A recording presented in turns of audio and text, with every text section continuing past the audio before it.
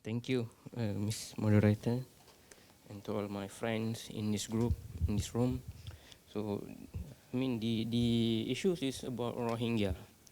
So when we talk Rohingya, I think everyone in this room already know what is Rohingya is all about. Long story, cut short. 4 operations that lead to this event today that we have to suffer today.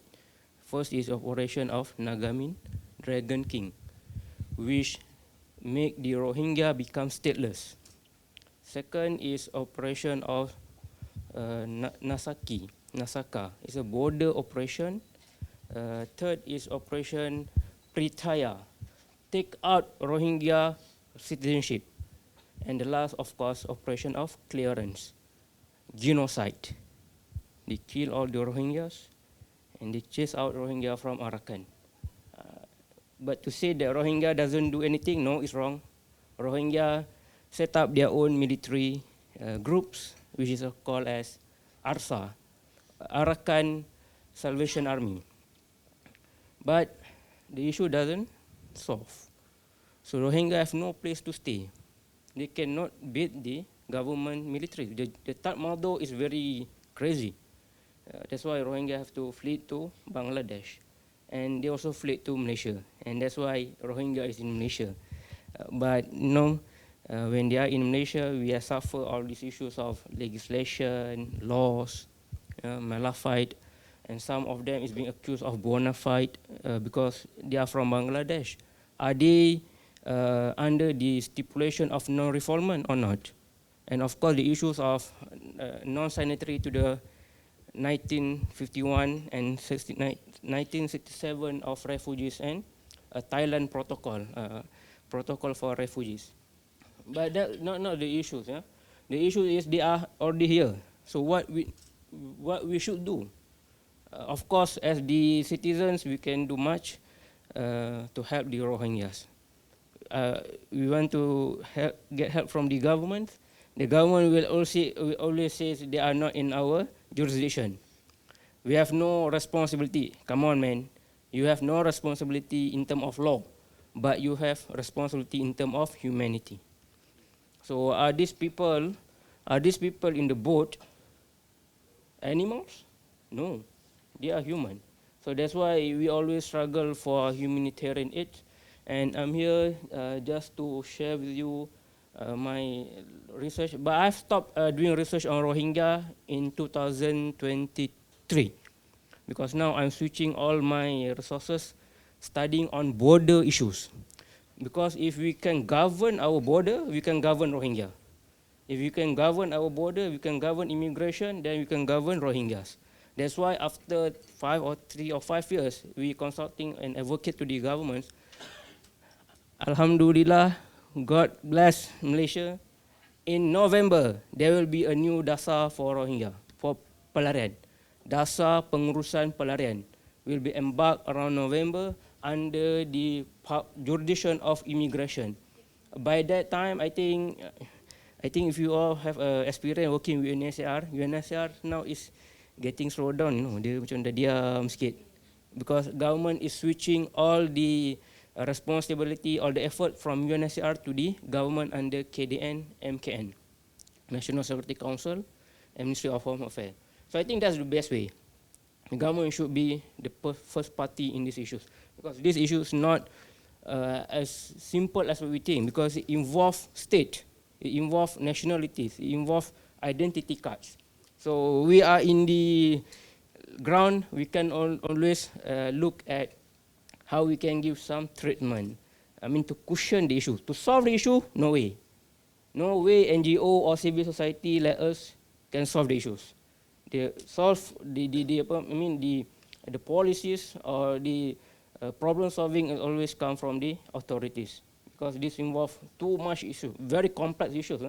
Especially when we talk about Rohingya in Malaysia, then they get married.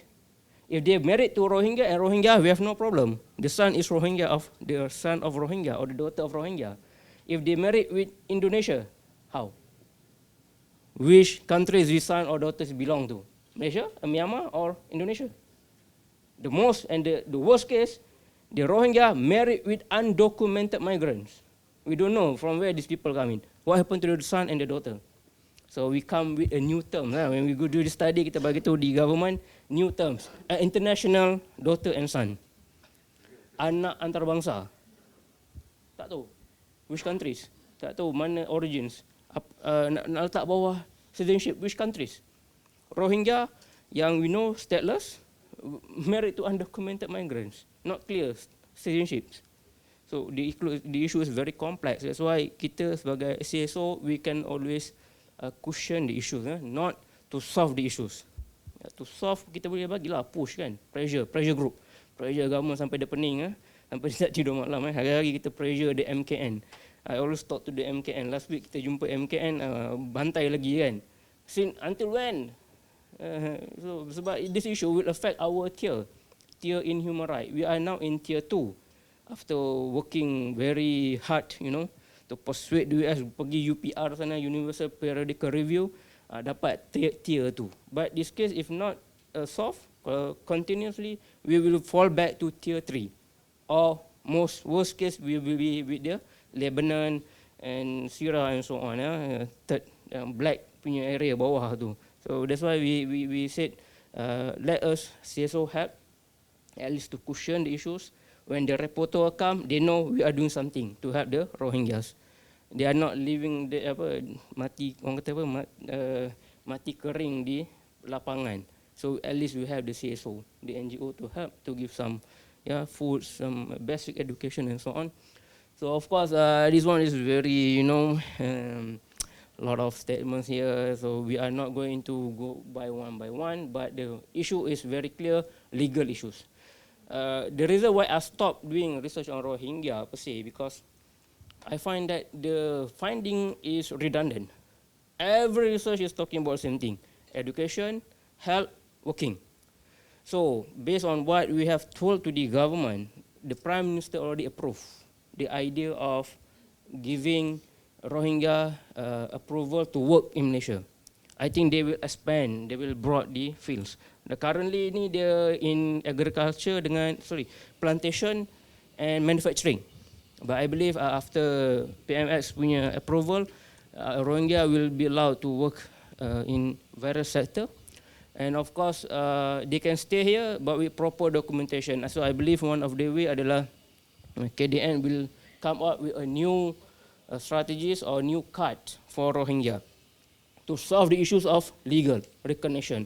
First issue tadi dia kata apa? Formal legal status lah. So legal status and legal relation is work together kan, interrelation. It's about documentation. Yes, they have the UNHCR card, but who verified the UNHCR card is original? So that's why we have a syndicate selling UNHCR card. One card RM300 now. The Rohingya is selling a fake UNHCR card. So that's why government has to tackle this. So we said that the best way is government yang issue the card. That's the best way. So you can control. Actually, we have the system, TRACE, Tracking Rohingya Information System, TRACE. Last 4 years back, but I don't know what happened to the system. Yalah, ni bahaya, nak cakap ni bahaya kan. Tapi saya cakap juga, because of coronism buat software, bagi kat kawan-kawan the project, then the project run 2 years, then stop. Kawan already kaya, rich people become rich people. Then the system what happened? No one there to govern. That's why the issue go back to the governance. Kita kata kalau we talk about the legality, is about governance. Card, siapa nak issue card? This card, apa dia punya stipulation rights? Where they can go with this card? They can go to school, they can go to the hospital, they can go to clinics. That's what we recommend to the government. KDN or MKN have to come out with that card, and that card allow this Rohingya, especially for education. So our curiosity here is about education. The education. Education is very important. Kalau you nak repatriate to the third countries, the third countries, are they willing to accept the Rohingya? Not necessarily.